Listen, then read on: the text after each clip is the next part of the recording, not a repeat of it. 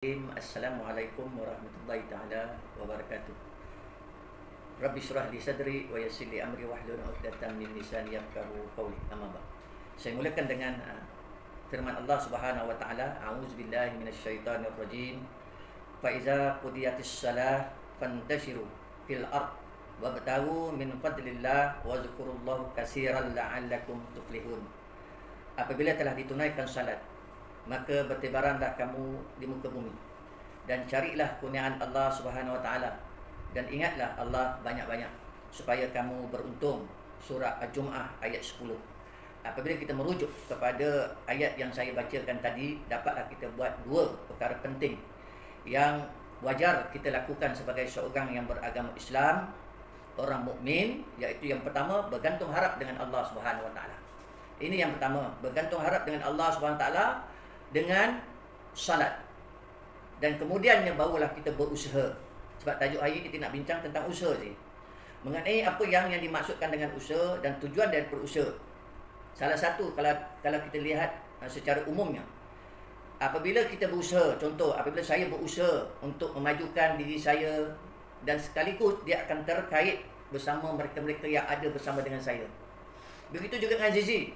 Apabila Zizi berusaha untuk sesuatu yang baik, bukan Zizi seorang saja yang mendapat hasilnya, bahkan sebenarnya Zizi mempunyai satu amanah yang lain, iaitu mereka-mereka yang ada di bawah tanggungan. Yang ini dilihat sebagai salah satu daripada rasa tanggungjawab untuk kita melaksanakan dalam peringkat sebagaimana yang kita rasakan ianya adalah usaha yang kita boleh lakukan. Dan samping itu, dengan usaha yang kita buat itu nanti, Uzi, kebarangkalian kita ada rezeki yang lebih, dan rezeki itu nanti boleh kita kongsikan dengan orang lain. Saya ambil sebagai contoh, Sayyidina Uthman bin Affan adalah salah satu sahabat Nabi yang kaya. Beliau memiliki banyak harta. Namun dalam masa yang sama, beliau telah memanfaatkan hartanya itu untuk umat Islam ketika itu. Hartanya. Jadi apabila kita merasakan untuk kita buat sesuatu, patah motivasi ada mengatakan, mana mungkin ada 1000 langkah kalau tidak ada langkah yang pertama. Nampak tak? Jadi untuk kita mendapatkan langkah 1000 langkah, maka kita bermulalah langkah yang pertama.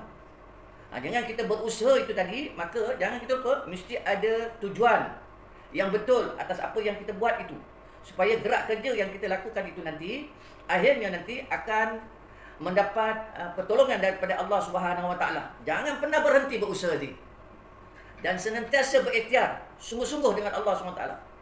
Sebab kita sebagai hamba yang kita hanya perlu berusaha, berdoa dan serah diri kepada Allah Subhanahu wa taala. Sebagai contoh apa yang sedang kita lalui. Dalam musibah ada kebaikan yang boleh kita perolehi bersama. Wallahu a'lam bishawab.